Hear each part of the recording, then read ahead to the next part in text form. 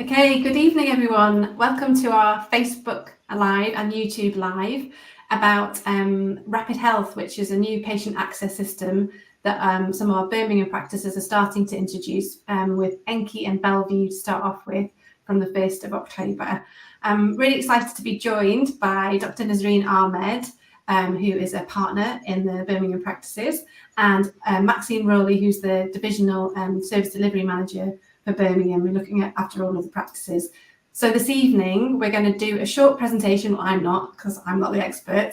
Dr. Nazreen Ahmed and Maxine are going to do the presentation, and then we're going to try and have as much time as possible for people to ask their questions. So if you want to ask your questions, please put a comment in the Facebook comments underneath or in the comments on YouTube, and we will try and answer as many questions as possible. Hopefully the presentation will answer a lot of questions that you might have, but I'm sure there's lots you might want to answer. It is worth noting we have created a frequently asked question document, which will soon be going on our website and also available in practice in paper form for you to be able to read and find out. But without further ado, I'm going to hand over. I think Dr. Nazreen Ahmed is going to start. I shall put the slides in the presentation. I shall hand over now. Hi everyone. Thank you for attending this evening. Thank you, Lois, for the introduction. As I said, my name's Dr. Nazreen Ahmed. I'm one of the GP partners at Handsworth Wood Medical Centre, but I also work across modality Birmingham, and I've been involved in this project with a team for our patients. So if I can go to the next slide, please.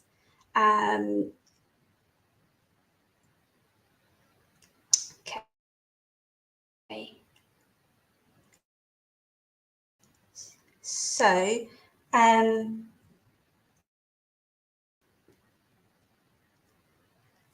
have I frozen? We can hear you now. Perfect, thank you. Just a little bit of housekeeping.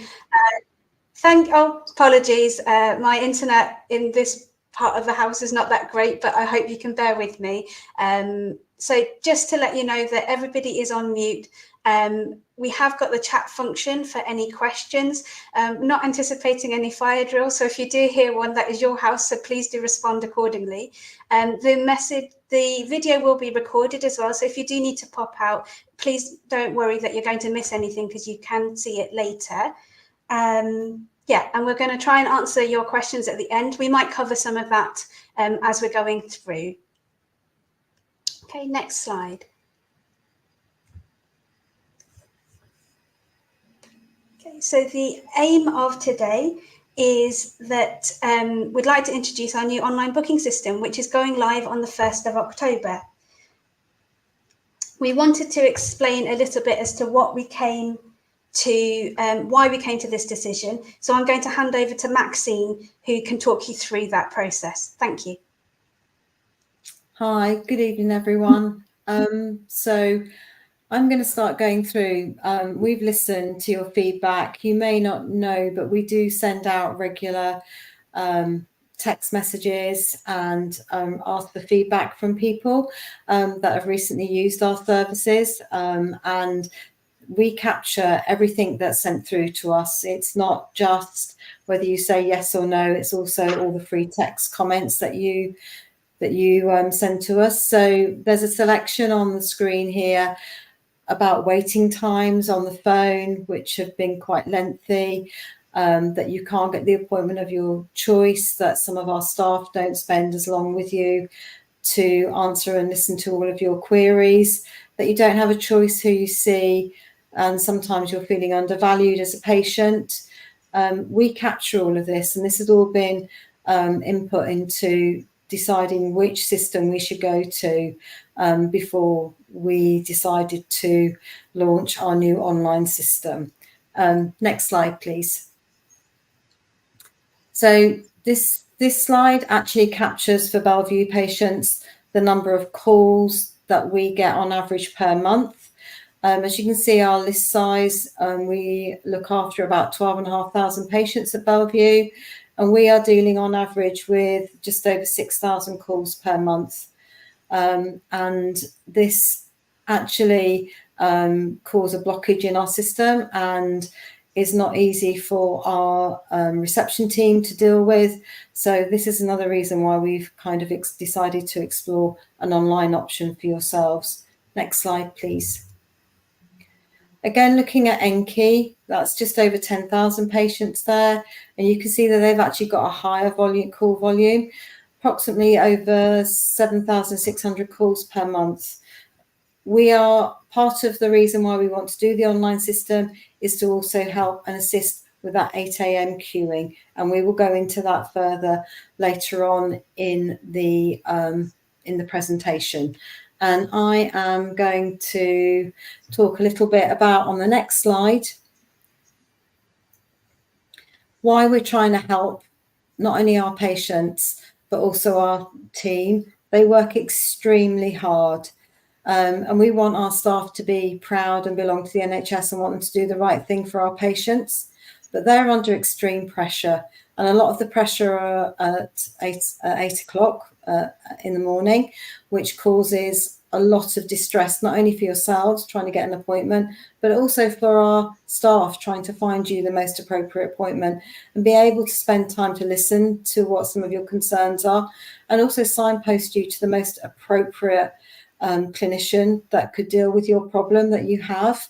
So this is another reason for us to include and launch a better digital access and give you more choice about how you get the appointment of your choice and the most appropriate clinician of your choice. So I'm going to hand back to Dr. Ahmed now at this point. Thank you. Thank you, Maxine. We've had to go through a lot of change in general practice, not just through COVID and from the other side of COVID. During COVID, we had to switch really to an on-the-day service because we weren't sure what the next isolation policies were, how it was going to impact on our staffing levels, how we could provide a safe service each day and every day, not knowing what was going to happen. And that has led to some of the difficulties in access and leading to an on-the-day service. So we have that 8 o'clock rush that if you need to ring on the day to book an appointment, and it tends to be, first come, first serve, and that doesn't feel fair or equitable. We've got a rising level of patients needing to be seen with a limited capacity, as you've seen in the news. We have only so many staff, it's only so many appointments. So we need to be smarter with what we're doing. In addition to that, some of the feedback that we've had from the surveys have asked us to reinstate online booking. You find it easier sometimes to tell us what's going on through an online form. And really, we wanted to try and look at this service and look at what choice we can give our patients. The NHS contract does state we need to provide online access, but we wanted to do something smarter. If we've got this opportunity to change, to actually respond to some of the concerns that you guys have told us and that our staff are feeling on the ground. So really what we wanted to do is find a solution that allows us to help you to see the right person at the right time and address the concern that you have. Next slide, please. So what do? It's clear that we can't stay how we are. It's not working. Our patients are getting frustrated. Our staff are finding it really difficult to manage that level of demand and be as helpful as they want to be. You fed back to us that sometimes you weren't even getting an appointment, even if you'd waited in the queue for 2 hours. And sometimes calling several times a day or a week to get that appointment is also creating a lot of that traffic that you saw in the telephone data. You fed back to us that sometimes that wasn't the clinician that you wanted to see, or that you couldn't make the appointment at that time because you had other commitments, whether that's childcare, work, and that's something that you wanted to see on another day, but at the moment that's not feasible. So we wanted to find that solution and looked as a team on what was available and what we could bring. Next slide, please. So what did we do? We went as a team, and we looked at all the different services that were available. There are lots of different online platforms. I think we've used things in the past. We've looked at sites around the UK who have used different platforms to see what would suit our patients. So we went with an organisation called Rapid Health. Why have we gone with Rapid Health? They are NHS approved, and that's a really big, important factor. We want this to be safe. We want this to comply with the governance and the safety rules that we as the NHS work with. It is web-based, so there's nothing that our patients, you guys need to install or have an app or a specific thing on your phone for. There's no login required either, so you don't have to remember what your password was. It is accessed directly through the practice website, and it's available 24 hours a day. The good thing that really helped us was it allows patients to book the appointment there and then. And it can offer a choice of appointment days and time if appropriate for that concern. So in addition to that, it is safe because actually if there isn't an appointment available, your request will come back to the duty GP to assess and advise there and then. Okay, next slide, please. So I think some of you may remember that we used to use e-consults, which were really good in one respect because you could contact us at any time of the day, give us all the information that you needed, and we could then use that information to help you as best as possible. The difficulty with e-consult was that a doctor had to read each and every one of those, and some days there were more than 200. And what this did was take a lot of work in the practice, both with reception, our admin team, and the doctors, before even an appointment could be offered or a response given to you. It actually took the doctors out of the clinical system because they were busy triaging those documents. And that felt like an incomplete solution. Some of the other systems that we looked at do a little bit more, but they still need the practice to then take the information and contact the patient to book the appointment. The system that we have chosen with Rapid Health actually works alongside our clinical system to identify you. By using an online question system, it prioritizes your medical problem, and then it goes ahead and offers you the appointments as it works with our system in real time that is appropriate for that appointment. So not only does it work with our clinical system, it helps you clarify what your medical problem is. It allows you to book the appointment yourself. Next slide, please. Okay. So for any system to work, it needs to be easy, fast, safe, and standardized. And that's exactly what the system is. From the point where Rapid Health identifies you as a patient, this system will be able to assess, prioritize your medical problem, and navigate you to an appointment to book. When you book the appointment, you are given a choice of potentially times, clinicians, even locations at points. And we hope that this much more cohesive journey from beginning to end gives patient better experience and better satisfaction. Next slide, please. Thank you. So we also did want to look at what other patients are saying about this who have used this, and this has been going on for several years in other sites. The feedback from other patients and other surgeries who have been using this have been really positive. Patients liked having a choice. They found the questions really simple. They found the system really easy to access. And nearly 70% of them chose to use this process to book their appointments. And that's huge. And that's why we were confident that this is the right system for us. Next slide, please. So what do you do? So it is available via our website, will be available via our website when we go live. This is the Bellevue's website and what it looks like at the moment. And you click on appointment information. If I go to the next slide, so just in case, Enki looks very, very similar. for a reason. We try to make it as easy as possible. Again, you click on appointment information and it comes up with a link to Rapid Health. So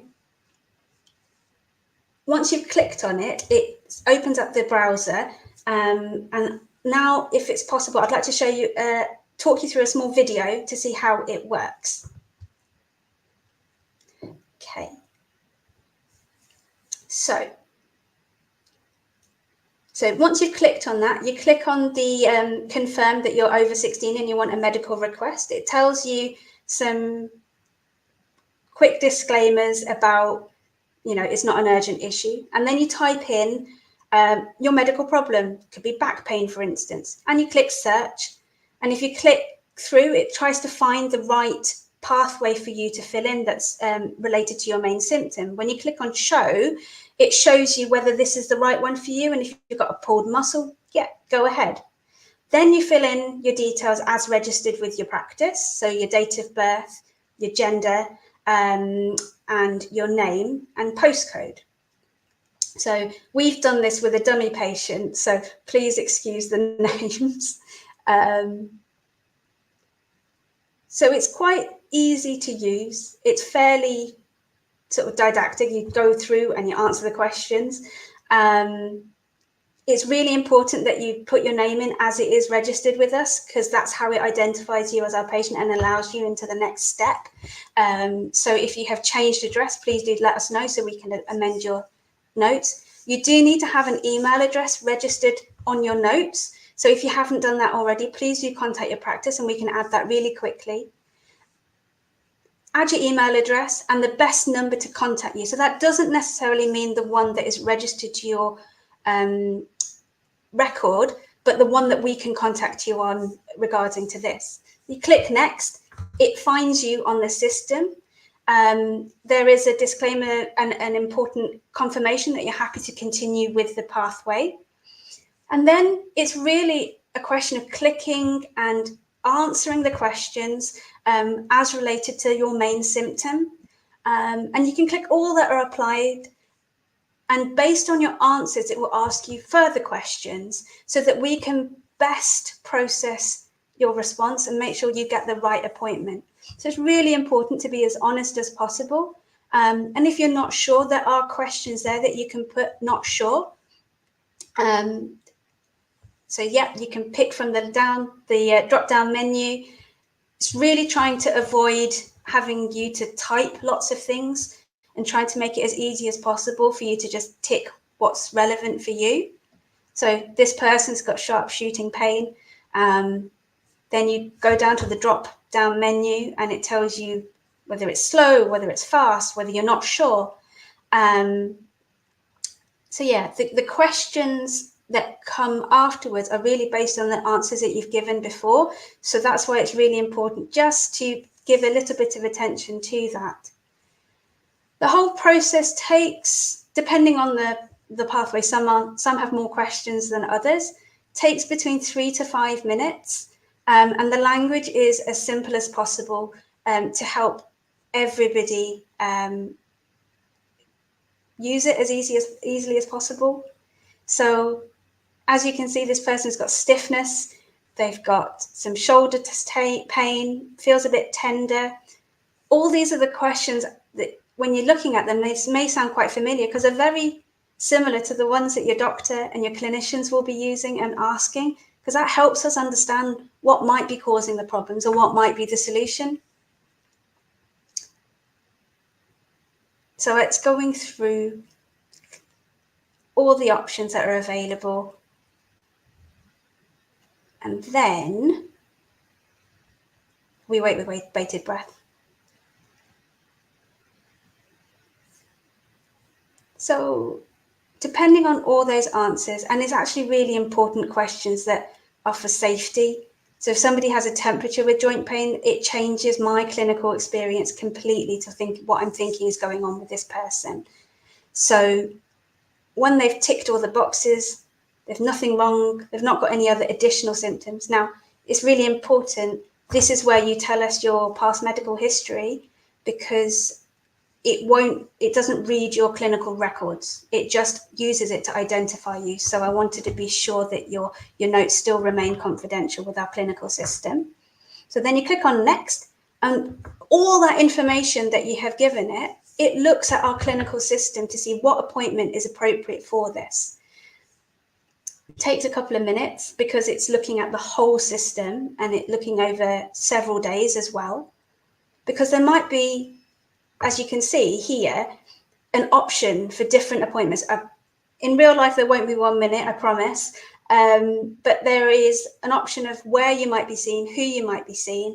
You press confirm if you're happy with that appointment, that you've booked a telephone consultation with Dr. Dorr, for example, on Friday, and then you click confirm. And what that does, it sends all that information in an email to the one that you sent at the beginning. In that email, there's also a link that allows you to cancel or amend that appointment if you, say, for example, made a mistake, or you've double booked yourself, you forgot that you had something else going on at that time. So that really does help you manage those appointments yourself, rather than having to stay in a queue. So I think if that's okay, I'd like to hand over to Maxine to discuss the next part. Okay, so we're going to move on to some things that aren't changing, that we can't do through the online booking system, because we need you to see other people for planned visits. So for any appointments requested for under 16s, that still needs a phone call to the surgery. And we're hoping that with the new online service, you will be able to get easier on our phones, because a lot more people will be doing the online option. The other thing that we can't do is home visit requests. So if you require a home visit request, please still call the surgery so that we can put the details through to the duty doctor to assess the need and allocate what might need to be done during that visit. Nurse appointments. Most of our nurse appointments are now planned, and so we tend to send out links to people, or we get some of our teams to call you if you need to come back for a follow-up appointment. So again, nurse appointments will continue in our usual way. You may receive a text if it's for a smear or a blood test, and then you'll be able to book via the appointments that are available via that link. Also, our planned annual reviews and medication reviews. So if you have diabetes, or you're an asthmatic, COPD, heart failure, we will call you in for your planned annual review, and that will continue in the same way that it currently is done. You'll either be contacted by phone if you don't have a mobile, or we don't have an email address for you, or we will ensure that you get a link sent so you can book an appointment. Medication reviews will continue as they currently are. Then, so most of them are with our pharmacists, and they will be booked in the usual way. Similarly for your NHS health checks, and also postnatal checks and baby checks. All of those aren't changing, they remain the same. Can we have the next slide, please? What we do want to share with you is that actually our teams are ready, willing, they've been trained, they are ready to spend more time with you on the phones so that they can help you get signposted the most appropriate clinician or service, because the service might be outside of what we currently deliver at practice.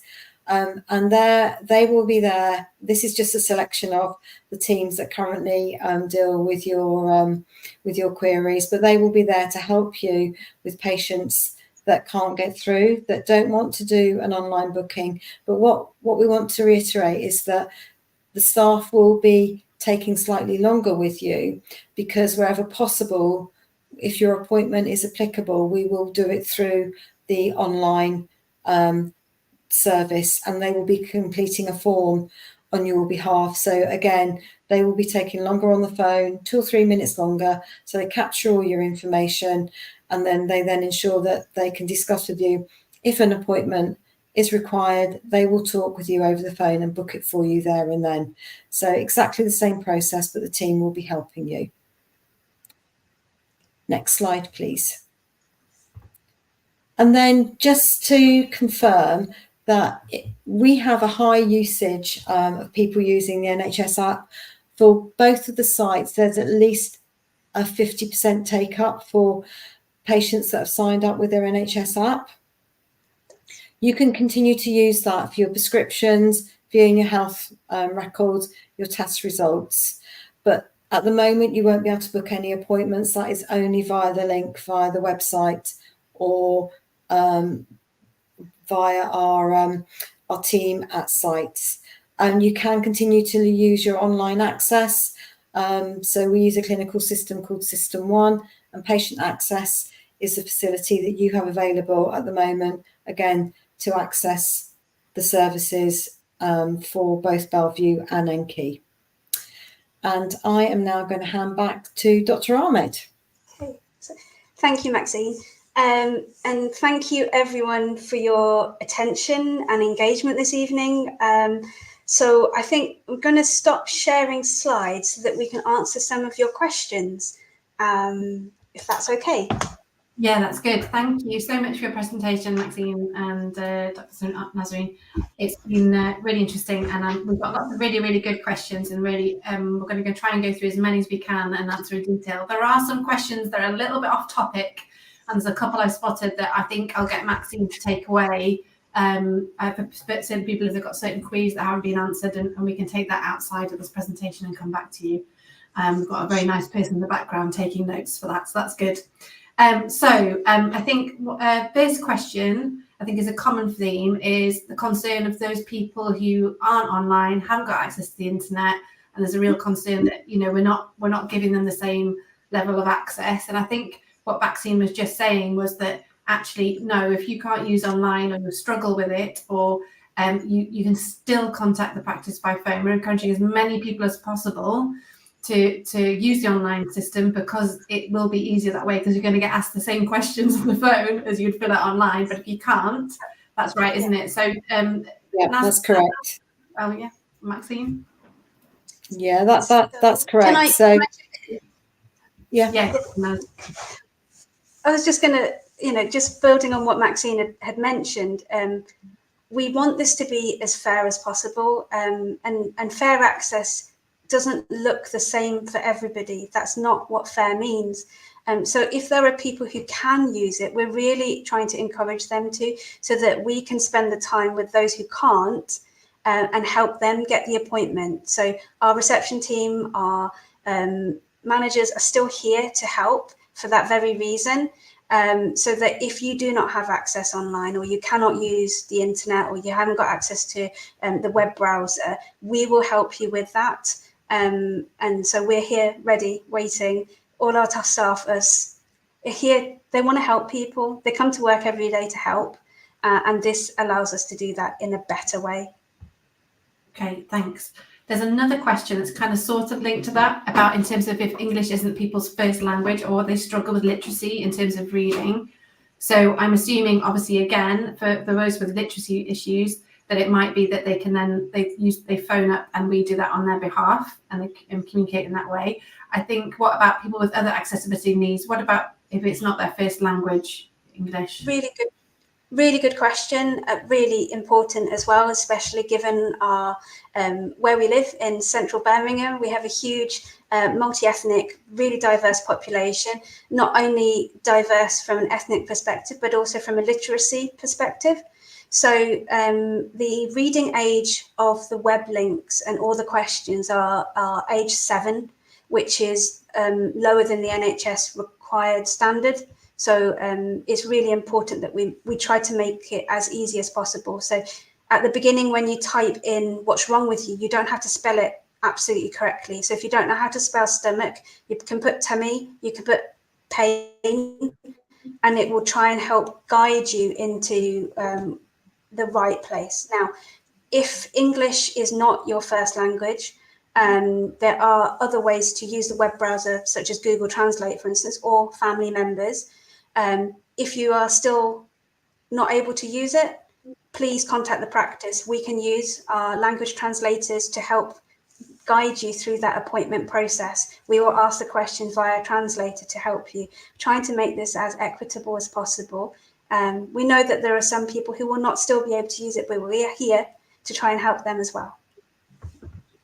That's great, thank you. There's another question about about booking in advance, saying you know, are we going to be able to book 2 weeks ahead of time? How will it work? Will it be routine appointments or follow up or same day? How will that work? Maxine, would you like me to answer this one? Yeah, that's fine. I just wanted to go back to the other question, because I think the other question we also needed to add in that actually, if you do require an interpreter, there is going to be you can tick a box, and you can, so we want to encourage people to carry on completing the online form, but you can tick a box and you can make it notify that you do require a translator or a BLS interpreter or something like that. So your form will come through the same, and we will ensure that you get contacted to arrange all the necessary points. So I just want to add that in, but then I'll hand back to you on really good point. Yeah, absolutely. So certainly when you get that email of the confirmation, there is a contact the practice if you have any additional support requirements, whether that is a translator, whether that means BSL, for example, and we will accommodate that. That does fit in quite nicely with the can you book appointments in advance. So depending on the medical problem, not everything needs to be seen today. And I think with COVID, we've really had to concentrate on seeing everything today because we don't know what tomorrow might bring. We might go back into isolation, for example. Now, not general practice was never meant to be an emergency service. We are a sorry, it's my internet again. We are a community-based, proactive, reactive care service. I'm going to switch. Yeah, hopefully that'll help. Yeah. Oh, I can't. There we go. That's it. You don't need to see my face. Is that better? That's better. Right. Carry on. Apologies. Nobody else has logged in, I promise. The cat has not found out how to use the internet yet. So what I was just saying was not everything needs to be seen today, and it doesn't actually fit with people who've got busy lives, who've got care priorities. They need to pick up children from school. You need to go to work. Depending on the medical problem and its appropriateness, you will be able to book appointments in advance, up to 2 weeks. We've said up to day 5 because most medical problems that you have come to talk to us about, we want to be able to see you within 5 days. If it's something that's urgent, you will only be offered the appointments for the day because we need to see it today. So that's our safety link. If it's something that can wait, that will give you the opportunity to book on different days. That's great, thank you. Someone's asked a question about what happens if a patient's on a home care plan. How will it work? I'm just a bit unsure as to what a home care plan is. Yeah. I'm assuming if they're or is it if they've got a care plan within their record of how they access, like, are they linked to a social prescriber or a care coordinator? Would that ring? So there will always be a cohort of patients who have additional needs, and this may not be the suitable avenue for them. We're still here. We still be doing work in the background, looking at our patients who need additional support. So, for example, those who are in care homes who need extra support, that will continue. This system is really for medical problems that need a response to there and then. Our long-term care and ongoing care, as we've said, like nursing appointments, looking after diabetes, high blood pressure, those things are still continuing. And we will be reaching out to those patients to make sure that they get their reviews on time and in a safe manner. That's great. Thank you. So moving on, we have what happens if a patient doesn't have an email address that they can use? Does that mean they can't use the system, or how will it work, Maxine? No, they can still use the system. We've been doing a lot of sort of preparation work and contacting lots of people for their email address. What we will do is we will, the form will need to be filled in via one of our members of staff.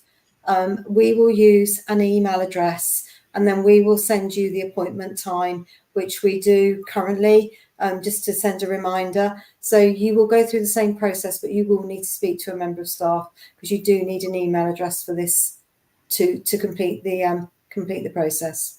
So the follow-up thing I'm going to put to you, so in terms of that person might also have a mobile phone. So someone will probably contact them by phone, or when you speak to them on the phone, we'll give them the time of their appointment. Is that correct? Yeah.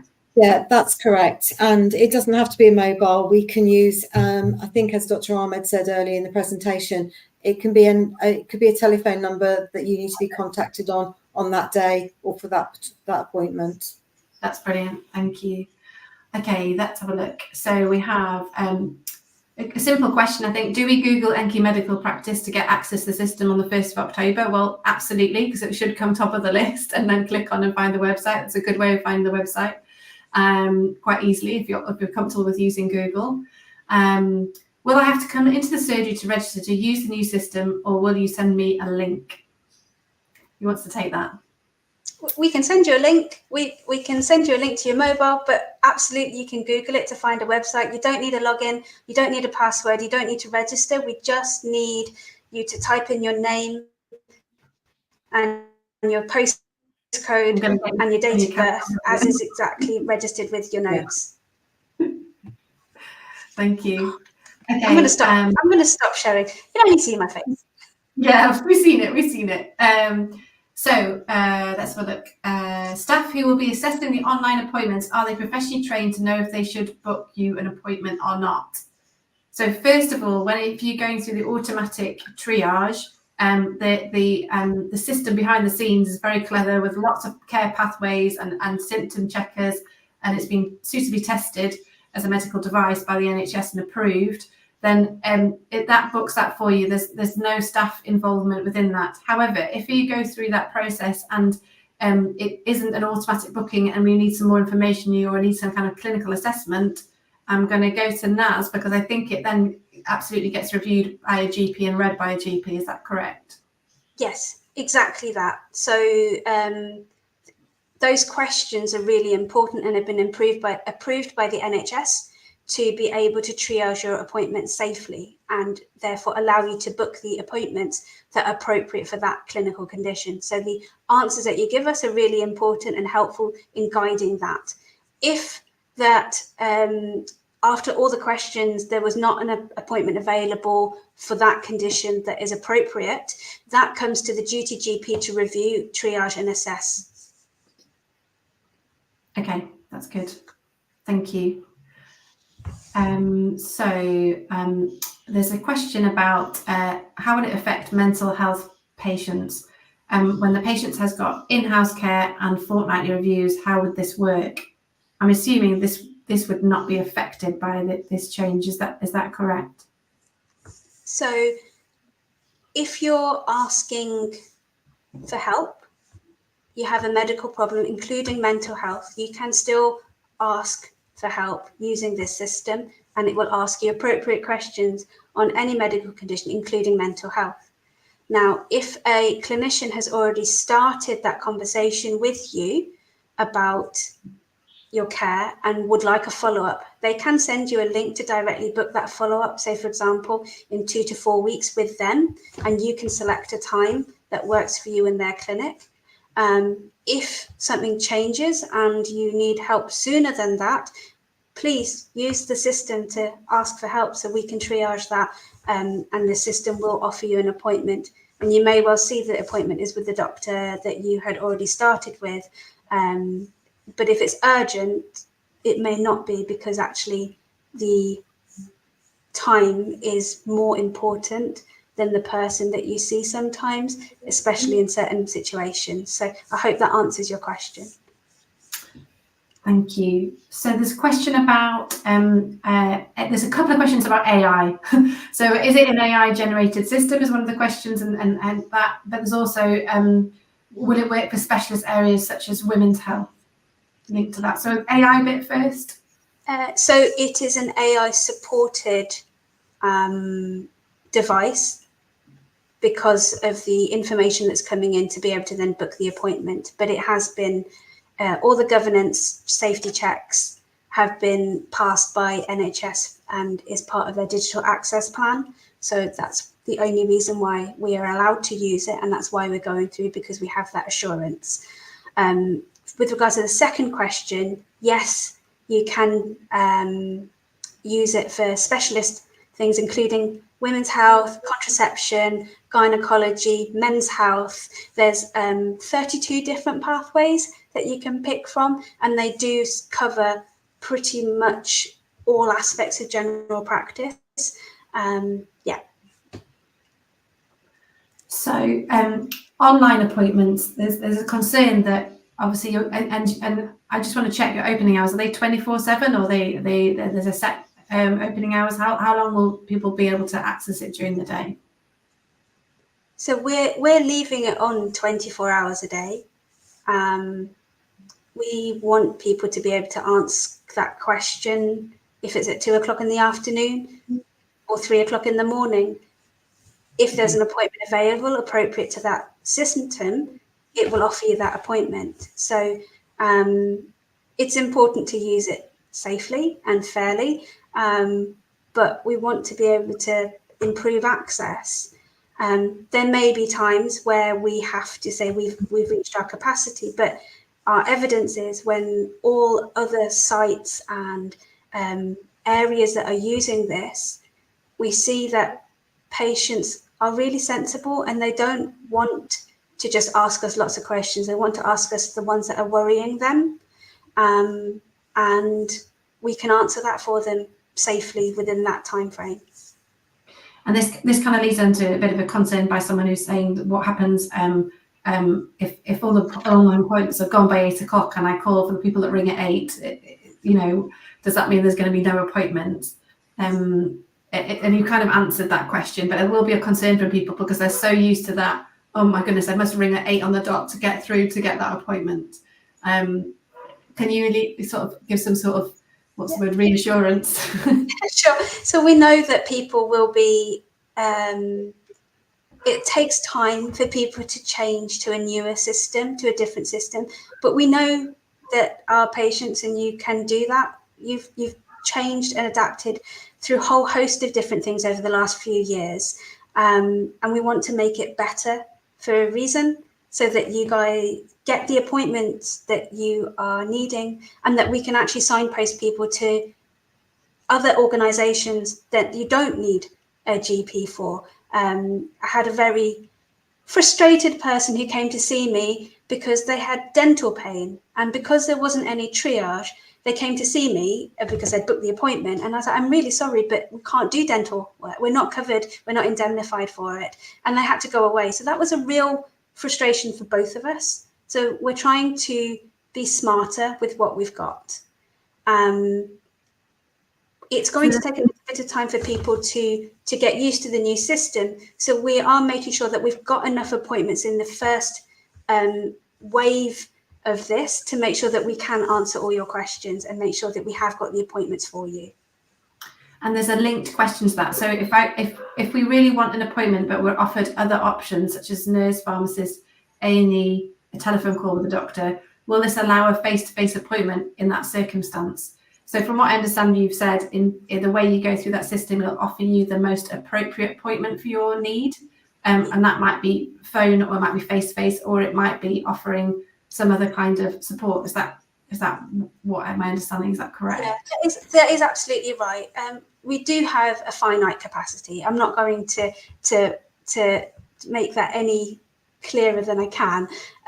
So we have to be smart with what we've got, and we have excellent allied health professionals who help us do our job safer. Clinical pharmacists are excellent people who are dealing with medication reviews and requests because they are experts in their field, much like physios, much like our clinical paramedics. We work as a multidisciplinary team, and our appointments will be offered with the most appropriate clinician and the most appropriate form. Now, we've listened to the feedback that we've got, and you guys do want to see us. So we've opted for most of our pathways to offer face-to-faces as a primary, and as a secondary option, there are telephone consultations if appropriate. Because often we also want to see you. You may need an examination, and that's why it's really important that we offer a choice of times that work with you and us. Thank you. So there's a question about the governance around Rapid Health, and I think as part of the rollout, we will have a link on the website, so some information you can read about the governance behind and how it's approved by the NHS. That'll be able to be available for patients to read. This is a really good question. I can imagine people are going to ask this when it first starts. Why do I have to answer so many questions? Because you already have my history of each patient and the date of birth. That should be enough. I shouldn't have to answer so many questions. So what's the benefit for a patient of taking that time out to give that information? So I'll do it from a clinical perspective. All the questions that are asked are the questions that I would ask. And what that does is really allow the time with your clinician to be able to understand and deep dive the other aspects that we haven't dealt with. It allows us to be able to understand what we might be dealing with and help you better. So the questions are really there from a safety perspective and to make sure that you get the appointment with the right person at the right time. I think it's also important to note that actually at the moment, the way a lot of GP practices run is that a lot of GPs there's a lot of time used up either with triaging patients like this, doing the job that Rapid Health is going to do, but also it's like you've mentioned before, people are lots of patients are booking appointments when actually that's not the correct for their medical need. It's not going to get them the care they need, and actually that prevents somebody else in a greater need getting that appointment. So this is trying to make it as fair and equal as possible access in working in that kind of way. Someone's asked a question about whether they attend the surgery in person. Will they still be able to book an appointment with the receptionist in the same way? Is it going to vaccine? Is it the same? Yeah, so they will, and our reception team will go through the series of questions just to make sure that they've captured everything for the patient's needs with that problem that they're presenting with. I think it's also really important to mention that actually it is important that you do get directed to the most appropriate clinician, because they are specialists in their area, and this will hopefully help with people not being bounced around the system until they get to see the most appropriate clinician. That's totally true, because that can happen to people, can't it? So someone's asked a question: if I need an appointment tomorrow, how should I go about it? Phone the surgery, or do I have to wait till you go live? Please don't wait till you go live on the 1st of October. Please do contact the practice up until the end of September in the same way as you've done, by phoning the practice or visiting the practice. In terms of, and then once we go live, this option will be available for patients to use online who can, and also for those who can't to still phone up. This is a really good question. Can you use the same email for 2 patients? So if you've got 2 people in the same household using one email account, is that possible? Yes. Yes, that's possible. Because it's individual to the patient record, so it doesn't matter how many times it's duplicated, because that's the end point. The most important point is that we get the right demographics in the beginning of it. So don't put your husband's details in, even if it is using the same email address, if it's for you. Yeah. Yes. Excellent. And this is a good question. How are the appointments allocated to the GPs? So I think from your demonstration, when you get through to that point where you're picking an appointment and you've got times, if there's a choice, that you will actually be able to select a particular GP. Is that right? Yeah. So yeah, if the GP is available, yeah. So you'll get shown what's available for that date or those times, and then there'll be options to do that. So it's in that sense, it's not random, but do you know what I mean? It's what's available. You will be able to see it. If it meets the criteria of your condition, you'll be able to book that particular It's a lot point. more transparent in that sense, that you can see what is available for that particular condition. So if it's something that is not urgent, you may well be offered a selection of appointments across the week. If it's something that's urgent that we really do need to see you today about, or within the next 24 hours, you may have a limited number of clinicians, because it's the one who is working today or the ones who are working today or tomorrow, but you'll be offered those appointments. So it's just a bit more transparent than at the moment. We've got a question, I think it's probably linked to follow-up and how that would work if, say, for instance, if you've seen a GP and they've said, oh, come see me again, and I don't know how it works for you guys, but in 4 weeks, or I need to see you, or we'll contact you, I need to see you. So someone's asked about how does follow-up appointments work within this? How are you going to work that? Sure. So there are two ways. So a clinician can send you a link directly for you to book within 2 weeks, and it will offer you the 2-week appointment slots that are available with that clinician.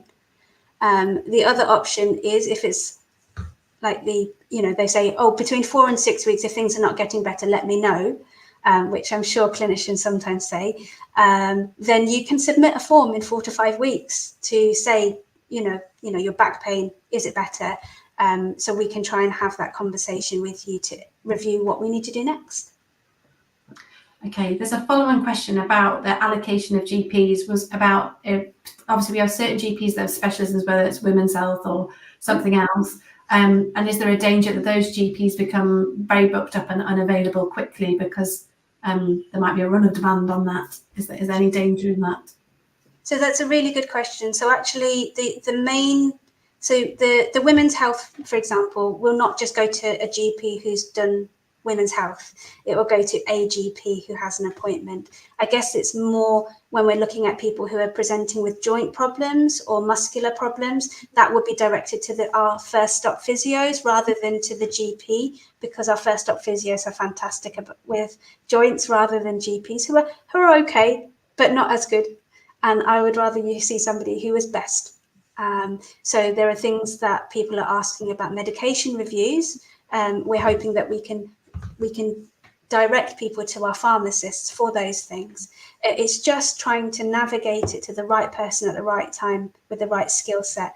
So if you contact me with an eye problem, I'm going to ask the primary eye care service, who are fantastic and have all the specialist equipment to assess your eye problem. They should be seeing you about this. And that feels like, I've had very frustrated patients who come to see me and then I direct them to that. Well, actually, why didn't we do that in the first place? Why did I waste your time? So that's where the directing the right person for the right job at the right time really does come in. Yeah. That's great. That's a really good point about the specialisms, and the GPs are great, but there's lots of other people that have specialist skills we can direct to. So I think someone else wanted to join slightly late and asked what the system looks like. If you go back in this video, you'll be able to see a quick demonstration of how it kind of flows and how you use it. But I've also asked if we have Monday to Friday availability for appointments, both for AM and PM. So I'm understanding if you've got appointments on the system, they're going to be available for people to book, right? Is that correct, Maxine? Yeah, that's correct. There is a availability of appointments on offer depending on what you complete your form with your clinical needs, and then you will be shown those appropriate appointments to book. That's good, thank you. I think someone's asked again about picking a clinician, and it is about very much availability at that time, the time frame that you need to book. Something that's quite interesting is that I've been to work with other practices in East Surrey who've already been live with Rapid Health since July, and they've actually found the average time from when someone requests an appointment for someone to choose their appointment is actually between 3 and 5 days. So people actually do want to plan their appointments. Obviously, if something that needs seen that day, we will offer you an appointment that day, but the majority of people, when it's something routine or not urgent, they would like to plan that. They've got work, they've got children, they've got caring responsibilities. So there will be that option to book in advance those appointments, and in that, whatever's available, you'll see the clinicians that are available for that day across the day, Monday to Friday. I think we've got a lot of clinicians in Birmingham, so I'm sure there'll be a few people to pick from. That's good. So we're coming near the end of our time. We've got about 5 minutes left. I think we've answered a lot of the questions in the chat. So if you're watching and you've got any more questions you would like to ask, please type them in the chat. We've only got these guys live for another 5 minutes. We are back again. I think now you're going to correct me on the date. What's the date, Maxine? We're back again in the afternoon, 1:30 till 2:30. Yeah, it's Wednesday. Wednesday next week, isn't it? I think, is it? Yeah, the 25th. 25th. So we were back again live. You'll be able to rewatch this again and be able to find out more. Other questions I'm sure will be asked. Let's just double check. Can we book telephone appointments? Is that still possible? Yes, you can. If at the end of your form says that you can be offered appointments, there will be a mixture of telephone and face-to-face, but it will be very much dependent on how you have answered that clinical pathway. So again, some appointments, even if you think it can be done over telephone, may require an examination. So you may only be offered the face-to-face appointments. And I suppose if it's something that, and that might be a problem if you're working or whatever, but if it's something that doesn't need to be seen that day, then you do have the choice of maybe to arrange when you can come in that might be convenient for you to come in the future. Yeah. And then there's another question about, can you still get face-to-face appointments on the same day you completed the online form? And I'm going to let Naz answer this. I know what answer is going to be. Potentially, yes. So depending on the urgency of the problem, then you may well be offered an appointment that day to come in face-to-face. There are things that we need to see that day and that we need to make a clinical decision on. So that will be there. There'll be things that are a routine, and if the appointment's available for that day and you are free and you would like to book it, it's offered to you for a reason, so you can book that as well. So yeah, we will have on the day and in advance. That's great, thank you. So there's another question around AI and the data and all the governance around it. We will, if you actually probably Google Rapid Health and it is on the NHS approvers list, there will be some documentation there. But we will have on our website, we will have a link to all the governance about it being a medical device, and it's approved on the NHS provider list. So that will be there, just to reassure that for people who are interested in that, because I know some people are. Will there still be an on-call doctor available for emergencies? That's the last questions come in. Yes. Yes. So there will still be a duty GP who will be managing some of those medical concerns that come through to us that haven't been booked an appointment. There will still be a duty GP to look at the home visit requests and all the urgent things that we do already at the moment. Yeah, there will be. That's great. And there's a question about what I think, because it was on one of your slides, what is an NHS health check? And I presume is who's eligible for one is probably the next question. So it's anyone over the age of 45, and you are normally sent an invite every 5 years to come and have kind of like a health MOT with a member of our clinical staff, and we do blood tests, and then we follow up if we need to, or we send you the results and say we'll recall you again in 5 years' time. And it's a proactive measure, isn't it? So that we try and capture people that maybe it could be anything from, early diabetes or pre-diabetes or something, or so it could be anything like that where they might pick up. So it's a really useful thing. So when you get invited, please do book and attend. Someone's raised an ailment that they've got a concern with, and they said they're struggling, been to a walk-in centre, and it says want to see a GP. So if that's you, and tomorrow phone your GP practice if you think you need to be seen for that. If it was in a month's time, it would be you can go online and fill out a form to get that appointment. But so we literally are in the last minute. So I just wanted to finish by saying a massive thank you to you that have asked all the questions, stuck with us for the hour, and it's been really useful for us, I think, to see what the questions are, but also hopefully for you to hear the answers. I want to say a big thank you to Naz and to Maxine for giving up their time and sharing with you. And we've had some really positive comments about it being really informative. But more information will follow. There'll be another session like this in a week's time. There'll also be some frequently asked questions available on the website before we go live, hopefully, and then some also in practice there'll be some resources that you can find out, and I'm sure the staff will be talking to people on the phone even now saying that it's coming, and the phone system will say that. So so hopefully everyone has enjoyed it. We've come to the end of our time. I hope you have a fantastic evening. I'll just say to Naz, do you want to say goodbye? Thank you so much, everyone. Good night. And Maxine? Yeah, thanks everyone. It's been really interactive and some great questions that we will take back to our teams and add probably to our FAQs, be available soon. Thank you very much. Good night, everyone. Bye.